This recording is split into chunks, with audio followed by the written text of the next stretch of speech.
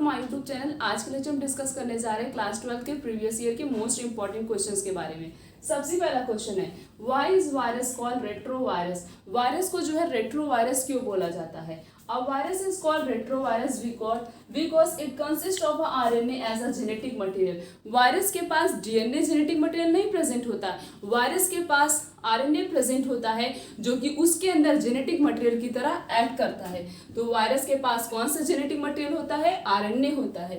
And undergoes a reverse transcription to produce DNA as in the case of HIV. HIV के case में क्या होता है? HIV कौन सी डिजीज कॉज करता है? एड्स कॉज करता है। और इस केस में क्या होता है कि जैसे वायरस के पास क्या प्रेजेंट है? आरएनए प्रेजेंट है। क्या प्रेजेंट होता है? जेनेटिक मटेरियल की तरह आरएनए प्रेजेंट होता है। जब वायरस जो है मतलब इंटर करता है बॉडी के अंदर, ह्यूमन बॉडी के अंदर, तो ये वायरस क्या करता है? ह्यूमन बॉडी के अंदर अपनी पूरी प्रोजेनी बना लेता है, कंटिन्यूअस प्रोजेनी बनाता रहता है और इतनी ज्यादा उसकी बॉडी के अंदर मतलब ह्यूमन बॉडी के अंदर प्रोजेनी बन जाती है कि ये प्रोसेस जो है अपोजिट होने लगता है। वैसे तो ट्रांसक्रिप्शन होता क्या है? ट्रांसक्रिप्शन होता है जब डीएनए चेंज होता है आरएनए में। डीएनए किस में चेंज होता है? आरएनए में होता है। बट ये क्या करता है?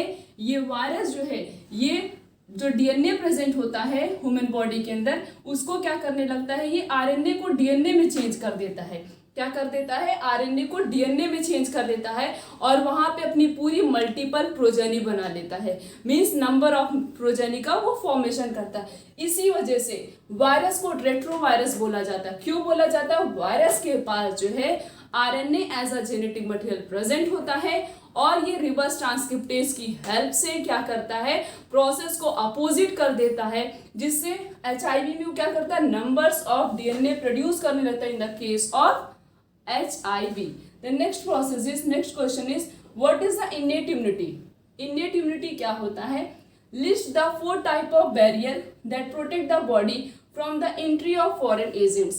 Innate immunity पहले बताना है क्या होता है, उसके बाद 4 बैरियर के नाम बताने हैं जो innate immunity के पास प्रेजेंट होते हैं और वो किस तरीके से हमारी बॉडी को प्रिवेंट करते हैं फ्रॉम द पैथोजन से। innate नाम से पता चल रहा है, इनका मतलब क्या होता है? इनसाइड। ऐसी इम्यूनिटी जो हमारी बॉडी के अंदर at the time of birth के समय से ही हमारी बॉडी के अंदर वो इम्यूनिटी प्रेजेंट होती है, बाहर से किसी भी एक्स्ट्रा इम्यूनिटी की जरूरत नहीं पड़ती है, उसे कहते हैं इन्नेट इम्यूनिटी। तो इन्नेट इम्यूनिटी क्या होता है? ऐसी इम्यूनिटी जो हमारी बॉडी के अंदर ऑलरेडी प्रेजेंट होती है और हमें बाहर से कोई एक्स्ट्रा इम्यूनिटी की जरूरत नहीं है। ये इम्यूनिटी बर्थ के समय से ही प्रेजेंट रहती है या बर्थ के बाद इसका फॉर्मेशन नहीं होता, बर्थ के समय से ही प्रेजेंट होता है, उसे कहते हैं इन्नेट इम्यूनिटी। ये तो बात हो गई इन्नेट इम्यूनिटी क्या होता है। नेक्स्ट पूछा गया कि 4 बैरियर प्रेजेंट होते हैं इन्नेट इम्यूनिटी के, उस चारों बैरियर का नाम बताना है। वो 4 बैरियर हैं। सबसे पहला है फिजिकल, फिजियोलॉजिकल, सेलुलर और साइटोकाइनिन। क्या क्या होता है? फिजिकल, फिजियोलॉजिकल और सेलुलर और साइटोकाइनिन।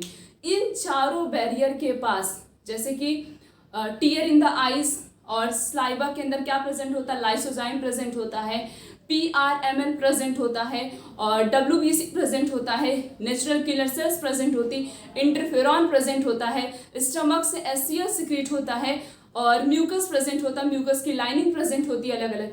तो ये बर्थ के बाद इसका फॉर्मेशन नहीं हो रहा है, मीन्स स्लाइवा का फॉर्मेशन बर्थ के बाद नहीं हो रहा, at the time of birth means जब बेबी बॉर्न होता है उस समय से ही उसकी बॉडी में इम्यूनिटी प्रेजेंट होती है। तो ये सारी चीजें पहले से ही प्रेजेंट है। करते क्या है? ये सब चीज प्रिवेंट करती हैं ताकि माइक्रोब्स की ग्रोथ ना हो या कोई भी पैथोजन हमारी बॉडी में इंटर ना कर सके। अगर इंटर भी करता तो उससे क्या करती हैं? फाइट करती हैं। जैसे स्लाइवा के अंदर लाइसोजाइम एंजाइम प्रेजेंट होता है। हम फूड मतलब कोई भी चीज ईट करते हैं, सपोज उसमें बैक्टीरिया इंटर कर गया फूड के हेल्प से, तो वो क्या करता है? वो लाइसोजाइम एंजाइम उस बैक्टीरिया को किल कर देता है। अब म्यूकस की लाइनिंग प्रेजेंट होती है, तो ये म्यूकस की जो लाइनिंग प्रेजेंट होती है, जो HCl सिक्रीट होता है वो बहुत ज़्यादा हार्ड होता है, बहुत ज़्यादा कंसनट्रेटेड होता है। वो म्यूकस की लाइनिंग क्या करती है? उससे उसको प्रिवेंट करती। अब HCl सिक्रीट क्या होता है? फूड के डाइजेशन के लिए HCl सिक्रीट होता है। तो ये सारी चीज़ें, ये जो सब चीज आ रही हैं, ये सब पहले से ही प्रेजेंट होती बॉडी में, बर्थ के बाद इनका फॉर्मेशन नहीं हो रहा है, तो ये सब क्या होती हैं, इननेट इम्यूनिटी। नेक्स्ट क्वेश्चन क्या दिया गया है, how does the humoral immune system work when our body is infected.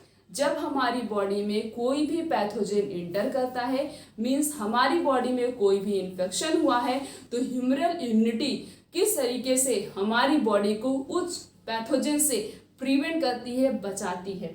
इसका आंसर है the immunity in which antibodies are developed for attacking a microbes is called humoral immune response.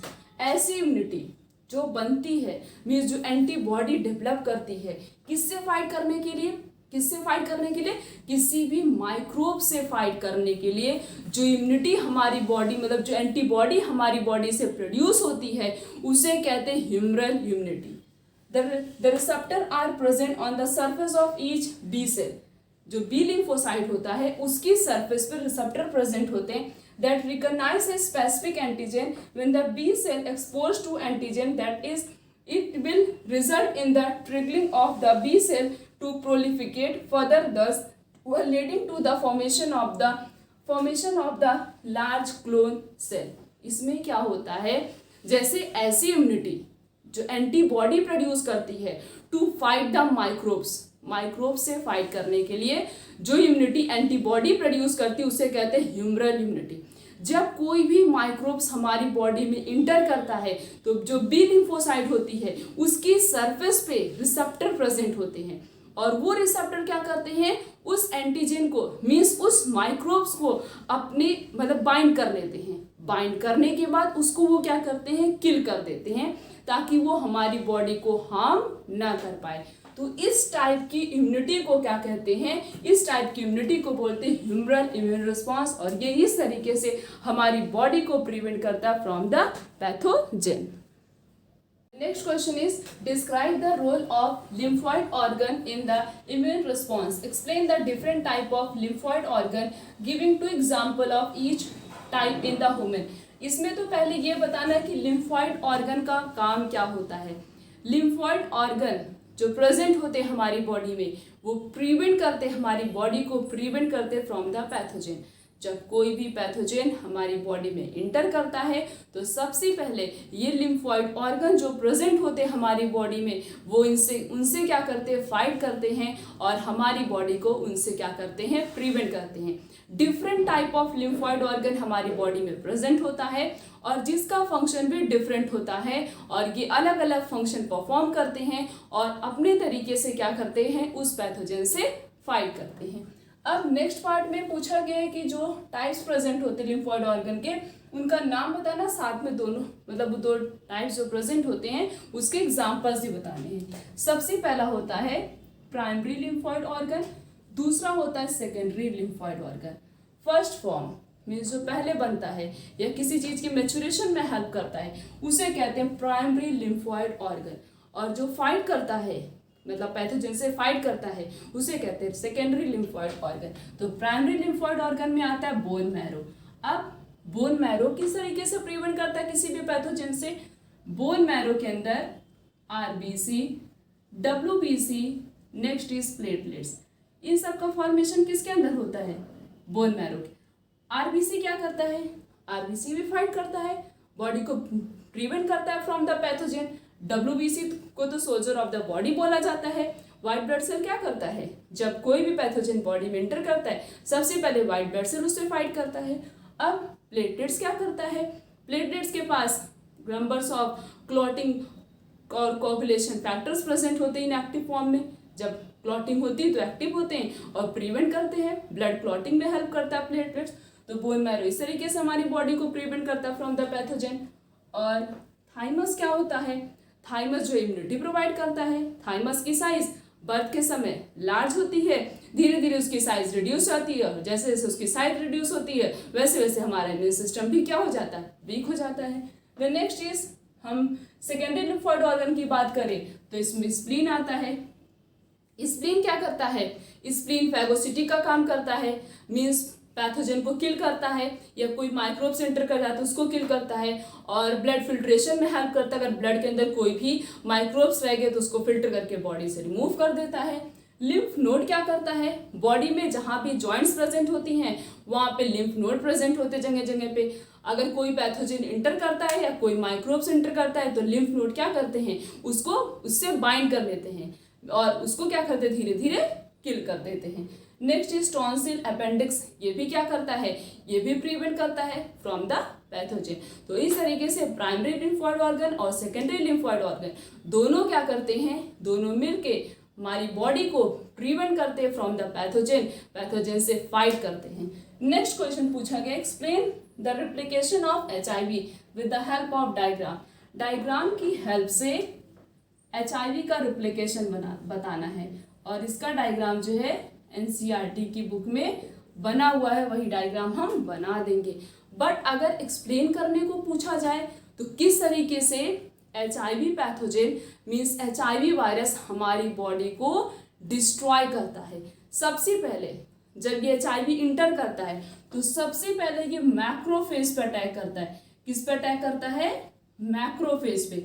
Macrophage के बाद ये क्या करता है, हेल्पर T लिम्फोसाइट जो present होती हैं उस पे अटैक करता है, मीन्स हमारी T लिम्फोसाइट सेल को डिस्ट्रॉय कर देता है। जो भी नई T लिम्फोसाइट सेल बनती है उसको भी वो डिस्ट्रॉय कर देता है, जिसकी वजह से ये अपनी नंबर्स ऑफ प्रोजेनी बना लेता हमारी बॉडी में, और हमारी बॉडी उस पैथोजन से फाइट नहीं कर पाती है। और इसके साथ साथ और भी बहुत ज़्यादा एक्स्ट्रा पैथोजेंस जो है, एक्स्ट्रा पैथोजन हमारी बॉडी पे अटैक करना स्टार्ट कर देते हैं। हम इसमें डायग्राम बना देंगे और 1-2 पॉइंट लिख देंगे, कितना बहुत ज़्यादा सफिशिएंट है। हमने इस लेक्चर में प्रीवियस ईयर के मोस्ट इंपॉर्टेंट क्वेश्चंस के बारे में डिस्कस किया। आने वाले लेक्चर में इस तरीके से और भी बहुत सारे क्वेश्चंस के बारे में डिस्कस करेंगे। आज के लेक्चर यहीं तक, थैंक यू।